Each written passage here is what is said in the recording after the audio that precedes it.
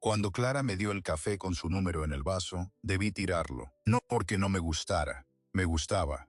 Lo que no podía explicar era el escalofrío al leer, salgo a las 8, llámame, de la misma mano que cada día dibujaba un corazón. Soy Ethan, analista de logística.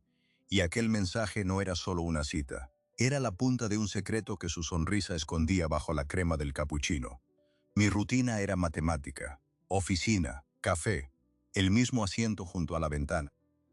Clara siempre sonreía y su corazón dibujado en el vaso era lo único que no podía predecir. Aquella mañana de octubre, el corazón desapareció y en su lugar apareció un número, una invitación, la llamada, la cita, la química. Al día siguiente, ella me trató como a un extraño. El miedo en sus ojos me dijo que el peligro no estaba en romper las reglas del café, sino en un pasado que ella creía haber dejado atrás. Lo que no sabíamos era que ese pasado ya nos había encontrado. Esa noche, después de que Clara me tratara con una frialdad que congelaba el vapor de la leche, llamé a Marcos. Marcos era mi único amigo en Denver que entendía que el escepticismo no era cinismo, sino una forma de protegerte cuando habías crecido viendo promesas rotas. Le conté lo del vaso, la cita, el paseo hasta Union Station. Le describí cómo Clara se había reído cuando le dije que Plan B en logística significaba que el desastre ya había llegado. Marcos me escuchó sin interrumpir. Luego soltó un silbido. Una cita perfecta y al día siguiente finge que eres un desconocido. Algo no cuadra, hermano. Nadie se esconde sin un buen motivo. Colgué convencido de que Clara no era simplemente tímida. Había miedo real en sus ojos cuando su supervisor pasó junto a la barra aquella mañana. A la noche siguiente, mi teléfono vibró a las 9:15. Era ella. Su voz sonaba pequeña, como si estuviera llamando desde un armario. Perdón por hoy. No puedo perder este trabajo. Hay normas estrictas. Si me meto con un cliente, me despiden. Le dije que lo entendía, pero por dentro sabía que esa explicación solo cubría la primera capa de su nerviosismo. ¿Podemos quedar fuera del barrio?, propuso. Donde nadie me conozca. Acepté porque la alternativa era no volver a verla, y eso ya no era una opción. Esa noche, mientras ella hablaba, oí de fondo el ruido de una cerradura doble y una cadena de seguridad. Vivía encerrada con más de una llave, literal y metafóricamente. Durante las siguientes 2 semanas, Clara y yo desarrollamos una coreografía invisible. En la cafetería éramos 2 extraños. Ella me servía café negro sin azúcar, yo pagaba con tarjeta, ningún corazón, ninguna palabra de más. Pero a las 8:10, cuando su turno terminaba, nos encontrábamos 2 manzanas al norte, en un callejón junto a una librería vieja. Desde ahí caminábamos por el centro, cenábamos en lugares pequeños, donde ella pagaba en efectivo, y nunca daba su nombre. Poco a poco, las grietas de su armadura empezaron a mostrar luz. Una noche, mientras compartíamos un postre en un restaurante coreano, me dijo que la luna de Denver no se parecía a la de su ciudad natal. Le pregunté de dónde era. Se quedó callada tanto tiempo que el helado se derritió. De un lugar donde las estrellas no se ven porque hay demasiadas luces artificiales, respondió sin mirarme. Esa frase se me clavó como una astilla. El tercer fin de semana, la invité a casa de mis padres. Linda y Jaime vivían en un barrio modesto al sur de la ciudad, en una casa donde el césped nunca estaba perfecto, pero la puerta siempre estaba abierta. Mi madre horneó pan de plátano. Mi padre sacó fotos viejas donde yo salía con brackets y el pelo imposible. Clara observaba todo con una atención casi dolorosa, como quien estudia un idioma extranjero. Al final de la noche, mientras mi madre le servía más té, Clara se quebró. No fue un llanto ruidoso, sino un temblor en el labio inferior que ella intentó ocultar con la servilleta. ¿Estás bien?, preguntó mi madre. Clara asintió, pero luego susurró. Así que esto es una cena normal. Mi padre y yo intercambiamos una mirada. Aquella frase revelaba más de lo que ella pretendía. Esa noche, de regreso en su apartamento, Clara me pidió que subiera. Su espacio era espartano, un colchón en el suelo, una maleta sin desempacar, ninguna fotografía familiar, solo un neceser con un perfume caro que contrastaba con los muebles de segunda mano. No siempre viví así, comenzó, sentada en el borde del colchón, con las manos entrelazadas. Me contó que su nombre completo era Clara Villanueva, heredera del grupo inmobiliario Villanueva, una de las familias más influyentes del país. Sus padres, Roberto y Elena, habían planificado su vida desde los 15 años, la universidad adecuada, el círculo social adecuado y, sobre todo, el matrimonio adecuado con Daniel, el hijo de un socio empresarial. Daniel no era malo, dijo Clara, pero era como un traje caro que nunca me quedó bien. El día de su 25º cumpleaños, Roberto organizó una cena en la mansión familiar. Allí, frente a 30 invitados, anunció el compromiso informal de Clara con Daniel. No se lo preguntó, lo anunció. Clara sonrió, brindó, esperó a que todos se durmieran y a las 3 de la madrugada metió algo de ropa en una mochila y tomó un autobús interestatal. Sin tarjetas, sin teléfono, sin dejar rastro. Llevaba 11 meses desaparecida cuando llegó a Denver y encontró el anuncio de la cafetería en un poste. Había vivido escondida, temiendo cada día que alguien la reconociera. Pero yo no soy nadie, me dijo, y ellos tienen recursos para encontrar a cualquiera.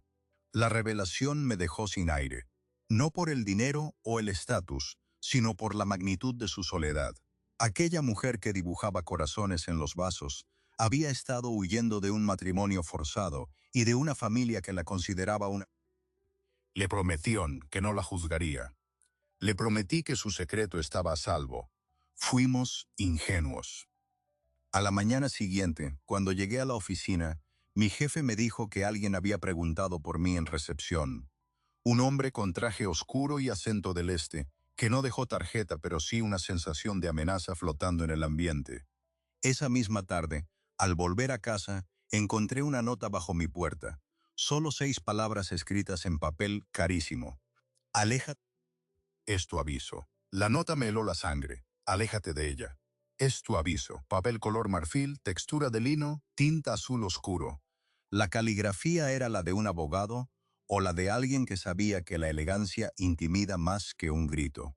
Llamé a Clara de inmediatos, y cuando habló su voz era un hilo roto. Es él, es mi padre. Supo encontrar quién eres, cómo trabajas, dónde vives. Me pidió que no saliera de casa, que cerrara con llave, que no hablara con nadie. Colgó diciendo que llamaría en 5 minutos, pero esos 5 minutos se convirtieron en una hora, donde cada crujido del edificio me pareció un paso en el pasillo. Clara llegó a mi apartamento pasadas las 11. Llevaba sudadera con capucha, el rostro pálido, las manos temblando. Traía un sobre de papel manila. Dentro había fotografías, tomadas desde un coche. Ethan entrando en la oficina. Ethan hablando con Marcos en la acera. Ethan sacando dinero del cajero automático.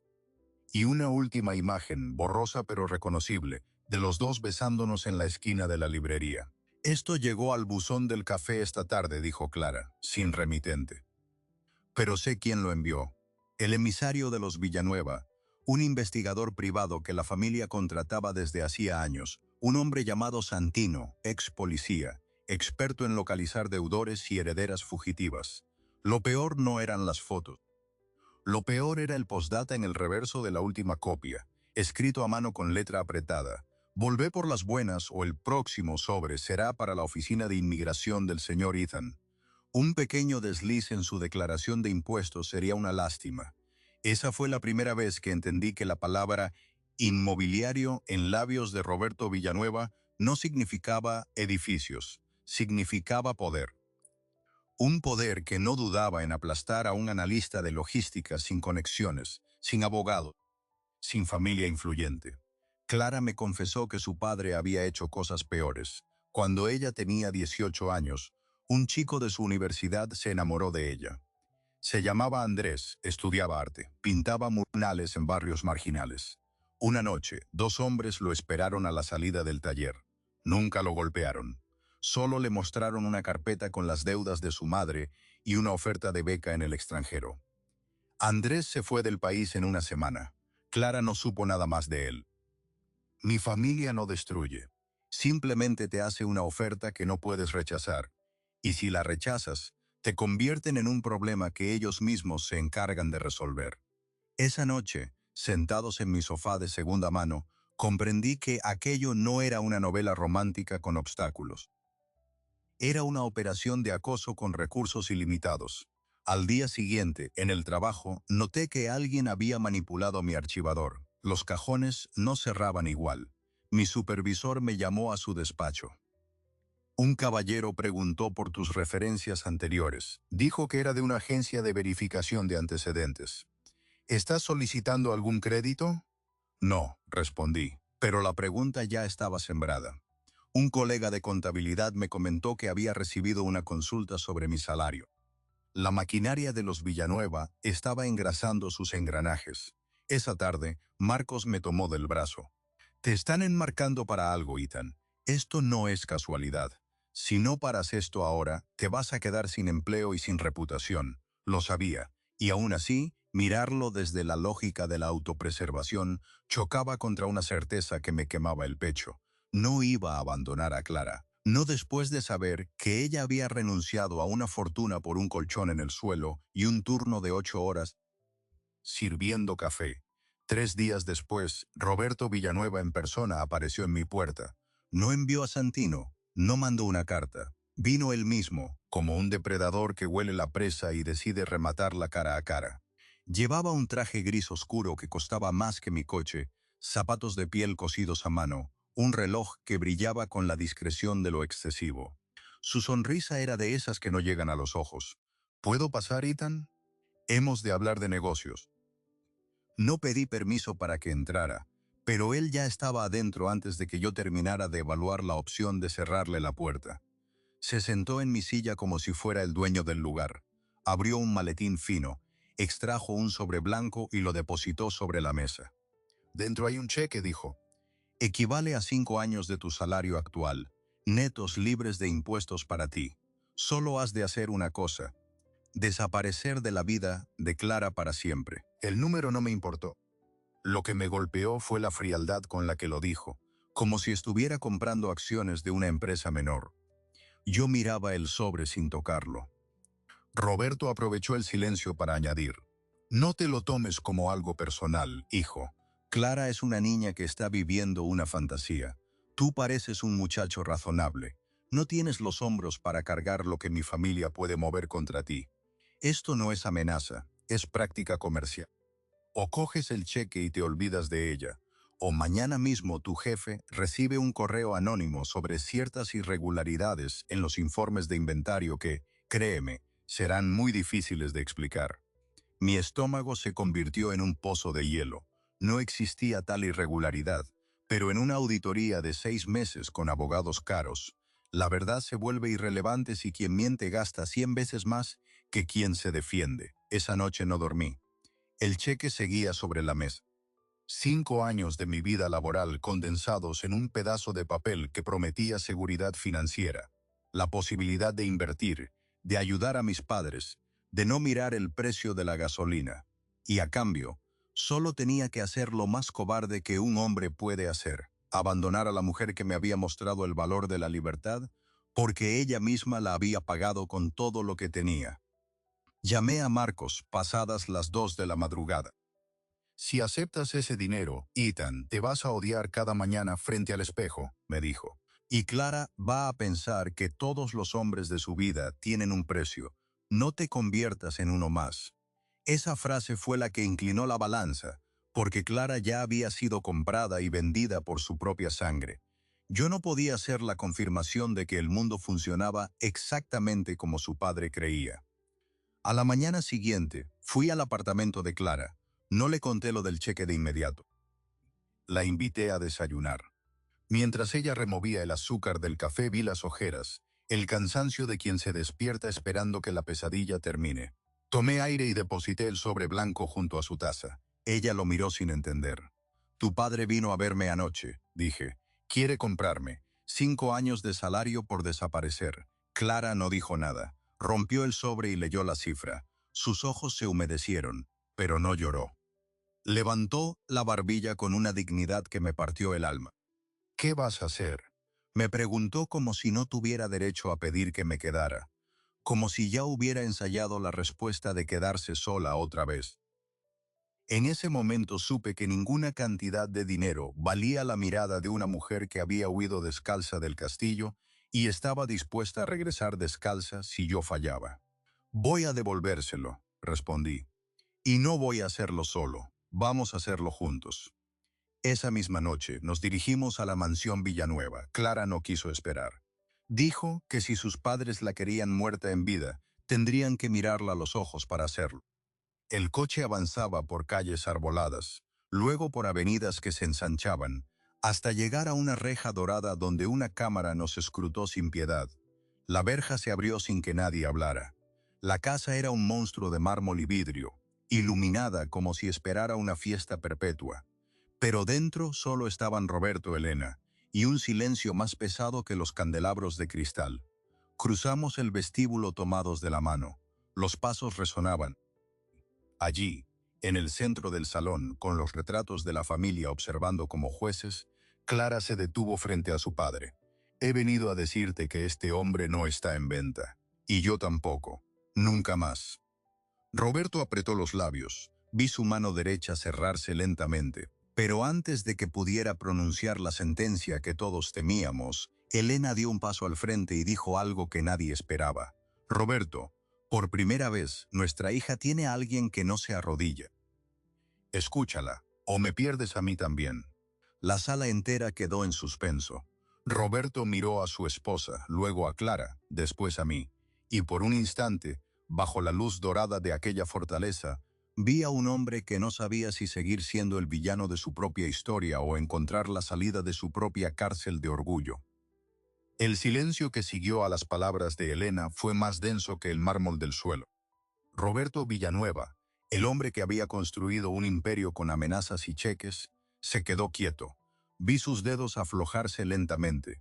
Miró a Clara con una expresión que no le conocía, la de un padre que empezaba a comprender que había cambiado a su hija por ladrillos. Tu madre dice la verdad, musitó. Y la voz le tembló por primera vez. He pasado 25 años creyendo que protegerte era controlarte. Y esta noche, verte con él, sin miedo, me ha hecho entender que nunca te he protegido. Te he secuestrado en vida. Dio un paso hacia Clara y cuando ella no retrocedió, Roberto Villanueva, el titán de los negocios, rompió a llorar. No fue un llanto teatral, fue el derrumbe de una torre. Elena se acercó a su marido y le tomó el brazo. Es hora de enmendar, Roberto. No con palabras, sino con actos. Él asintió, se secó las lágrimas con la manga del traje de 5 cifras y se giró hacia mí. El cheque sigue sobre tu mesa, pero ya no es un soborno. Es una dote, una bendición, lo que quieras llamarlo. No tiene condiciones. Si la haces feliz y ella a ti, el dinero es vuestro. Para una casa, para un proyecto, para lo que necesitéis. Clara me apretó la mano. El sobre blanco había pasado de ser un arma a un regalo en menos de 5 minutos. Pero en el fondo de mi estómago, una alarma silenciosa me decía que las cosas nunca eran tan limpias en la mansión Villanueva. Esa noche regresamos al apartamento de Clara y dormimos por primera vez sin miedo a un portazo en la madrugada. Durante 2 semanas, la paz fue casi real. Clara dejó la cafetería con una carta de renuncia escrita a mano y un abrazo sincero a su jefa. Encontró trabajo en una ONG que ayudaba a jóvenes sin recursos a acceder a formación profesional, un empleo que le devolvió la dignidad y el propósito. Yo seguí en logística, más enfocado que nunca, ahora que Marcos no dejaba de repetirme que por fin tenía buena cara. Mis padres nos invitaron a cenar 3 viernes seguidos. Mi madre y Clara cocinaban juntas mientras mi padre me guiñaba un ojo. Todo indicaba que la pesadilla había terminado, pero Santino no había recibido el memorando del perdón. Una mañana, mientras Clara estaba en la ONG, un mensaje anónimo llegó a mi teléfono. Una sola línea. El viejo se ha ablandado. Yo no. Minutos después, mi supervisor me llamó a su despacho con el rostro grave. Ethan, Recursos Humanos ha recibido una denuncia formal por malversación de fondos en el proyecto del almacén central. Dicen que hay facturas duplicadas y un ingreso en tu cuenta hace 6 semanas por un importe que coincide. Me quedé helado. Hacía 6 semanas yo había depositado un reembolso de un viaje de trabajo cancelado, un trámite rutinario y documentado. Pero cuando solicité el expediente, las facturas que yo había archivado ya no estaban. Alguien había manipulado el sistema. Esa misma tarde, la noticia se propagó como un reguero de pólvora. Una llamada anónima a la oficina central, un correo con copia a la auditoría externa, y de repente yo era el centro de una investigación que podía acabar con mi carrera. Marcos me ayudó a revisar los registros y encontramos la huella digital del intruso, un acceso remoto desde una IP enmascarada, pero con un fallo mínimo que revelaba la ubicación. Un apartamento alquilado a nombre de una empresa pantalla propiedad de Santino. El investigador no solo quería vengarse de mi rechazo al cheque, quería demostrar a Roberto que su debilidad había sido un error y, de paso, destruir al hombre que se había interpuesto en su jugada. Clara reaccionó con una calma que helaba. Santino cree que está por encima de la familia, pero se equivoca. Mi padre le pagó durante años para que me localizara, no para que fabrique pruebas. Si descubre que ha actuado por su cuenta, lo aplastará. Esa noche, sin pedir permiso, Clara llamó a su padre y le contó todo. Al principio, Roberto no quería creerlo. Santino había sido su hombre de confianza durante una década. Pero cuando le mostramos los registros informáticos y la coincidencia de la IP, su tono cambió. Ese desgraciado ha firmado su sentencia. Mañana mismo presento una denuncia por fraude y allanamiento informático. Y tú, Ethan, no moverás un dedo. Esto lo arreglo yo. Pero Santino era un depredador acorralado, y un depredador acorralado es el más peligroso. Al día siguiente, antes de que la denuncia surtiera efecto, apareció en la ONG donde trabajaba Clara. No entró, se quedó en la acera de enfrente, con un abrigo oscuro y una cámara en las manos. Le tomó fotos a Clara con los chicos del programa, fotos que luego manipuló para simular una proximidad inapropiada con uno de los jóvenes. Esa misma noche, un correo anónimo llegó a la dirección de la ONG con las imágenes trucadas y un texto. ¿Sabe la directora que su nueva empleada tiene antecedentes de manipulación y sobornos? Clara se derrumbó. No por ella, sino por los chicos, por el programa, por el trabajo que tanto le había costado construir. Fue Marcos quien encontró la solución. Santino es listo pero arrogante, dijo aquella noche en mi salón, rodeado de papeles y pantallas. Ha dejado un rastro porque no cree que vosotros tengáis recursos para perseguirlo. Pero ahora Roberto está de vuestro lado, y Roberto tiene los mejores abogados del país. La estrategia fue quirúrgica.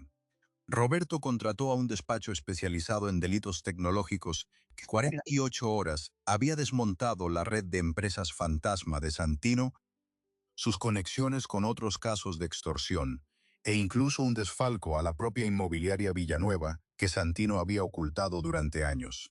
El castillo de naipes se vino abajo.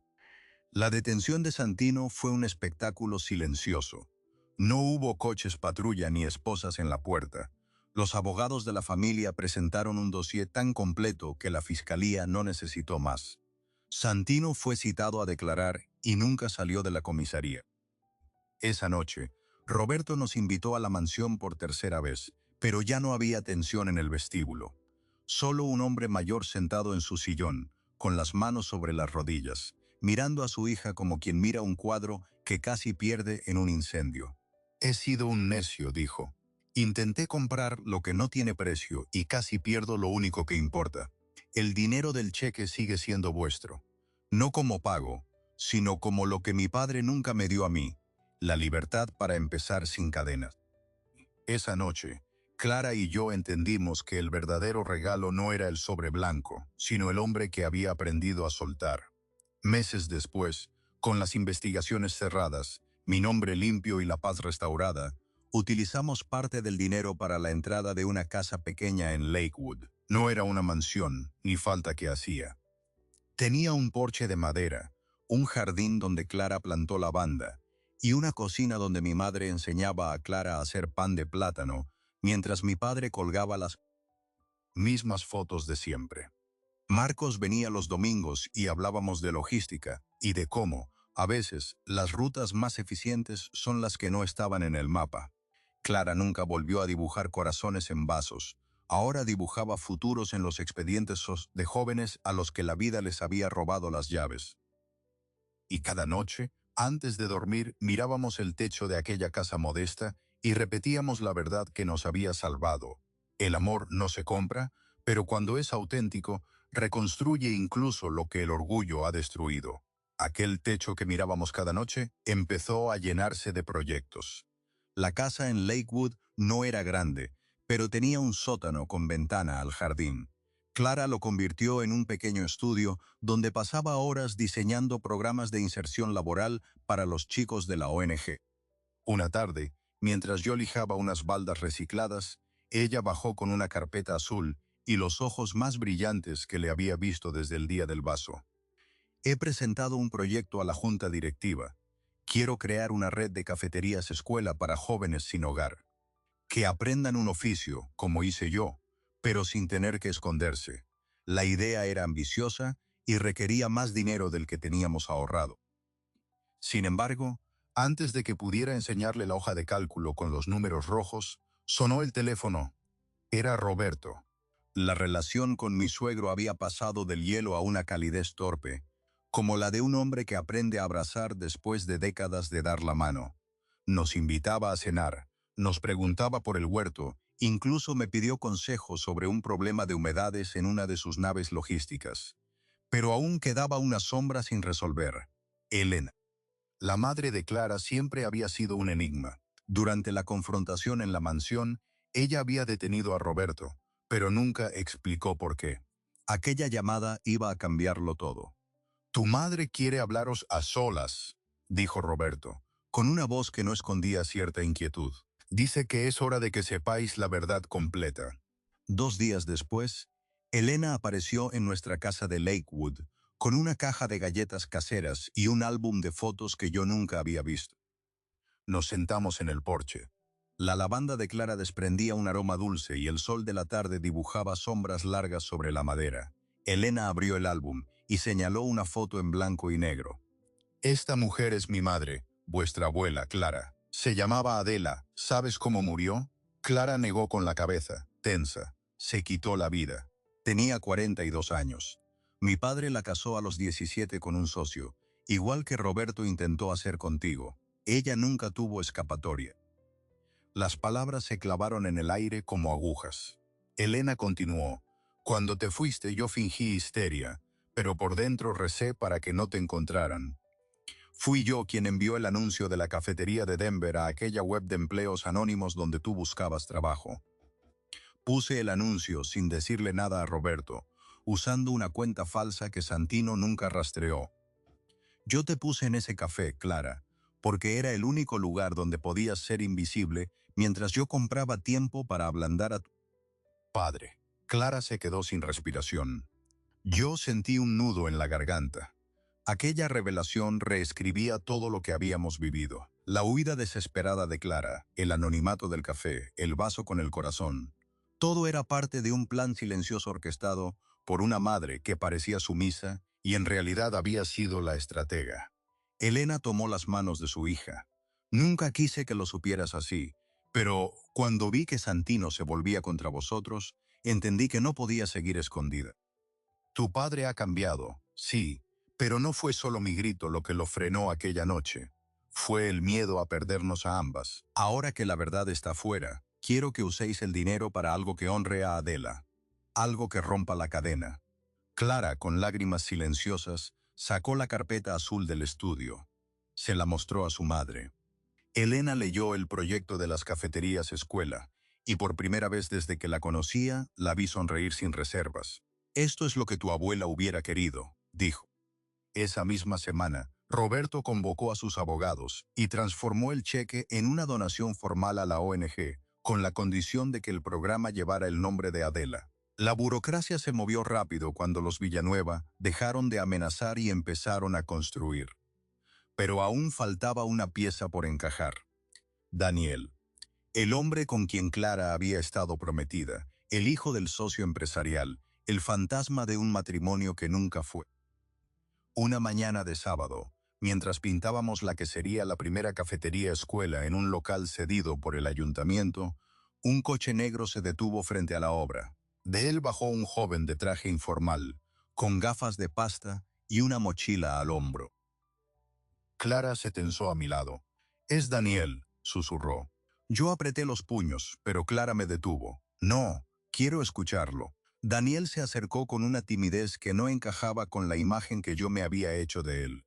Pidió hablar a solas con Clara. Ella aceptó, y yo los observé desde la puerta mientras conversaban junto a un ventanal sin cristales. Hablaron durante casi una hora. Al final, Clara regresó con una expresión que no era ni triste ni enfadada, sino liberada. «Daniel no está aquí para reclamarme.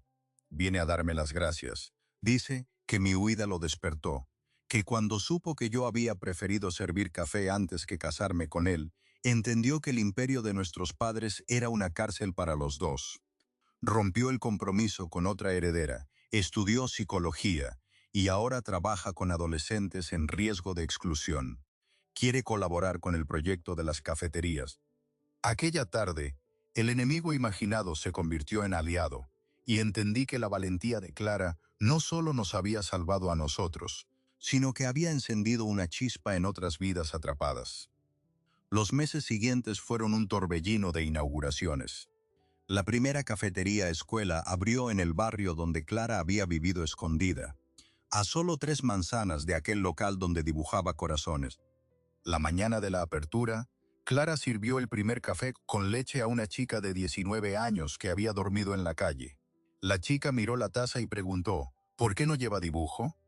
Clara buscó un rotulador comestible, trazó un corazón imperfecto sobre la espuma y le dijo, «Porque ahora te toca a ti dibujar el tuyo». Yo, apoyado en la barra, sentí que el círculo acababa de cerrarse del modo más inesperado. Mi vida también cambió. Dejé la empresa de logística y monté una pequeña consultoría con Marcos. Ayudábamos a negocios sociales a optimizar sus rutas de reparto y sus cadenas de suministro. Trabajábamos desde el garaje de la casa de Lakewood, entre cajas de herramientas y una pizarra llena de flechas. Mis padres venían cada jueves.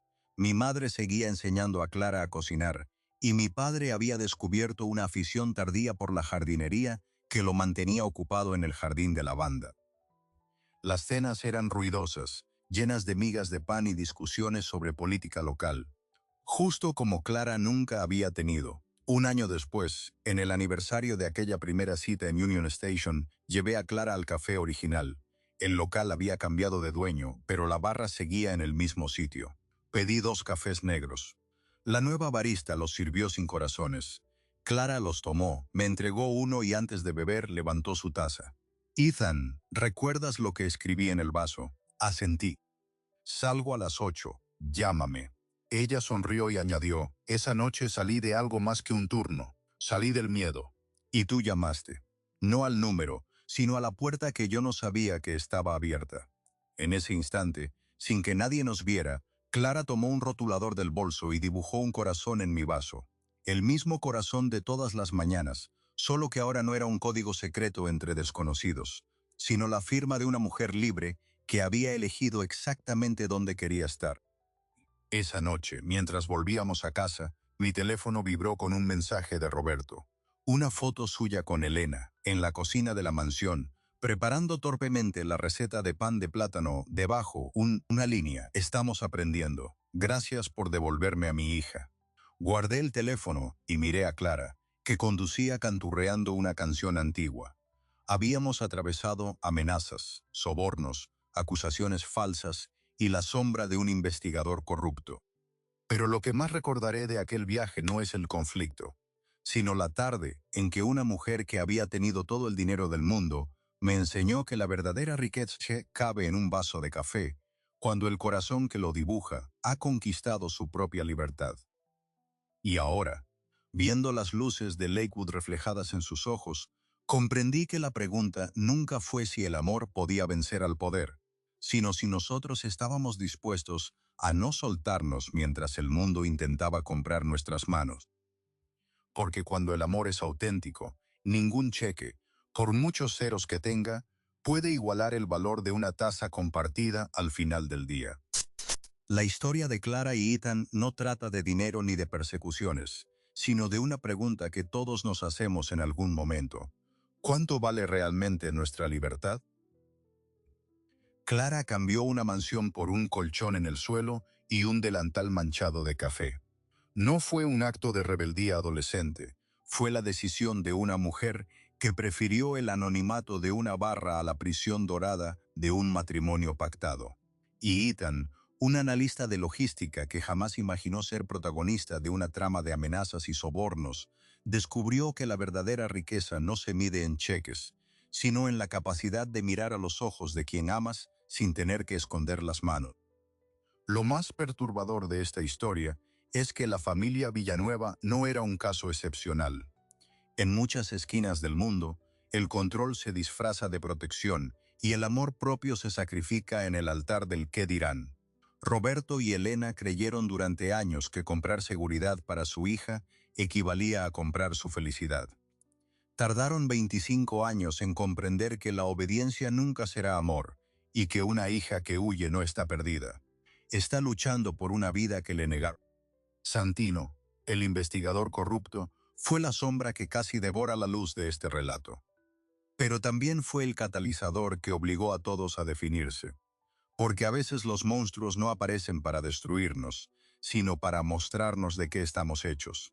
Y cuando Clara y Ethan se plantaron frente a la intimidación sin doblar las rodillas, demostraron que la integridad es el único blindaje que no se compra con dinero. Ahora, mientras las cafeterías escuela llevan el nombre de Adela, la abuela que no pudo escapar, el círculo se cierra. Cada joven que aprende a preparar un espresso, a dibujar un corazón en la espuma o a rehacer su vida sobre una barra representa una cadena rota.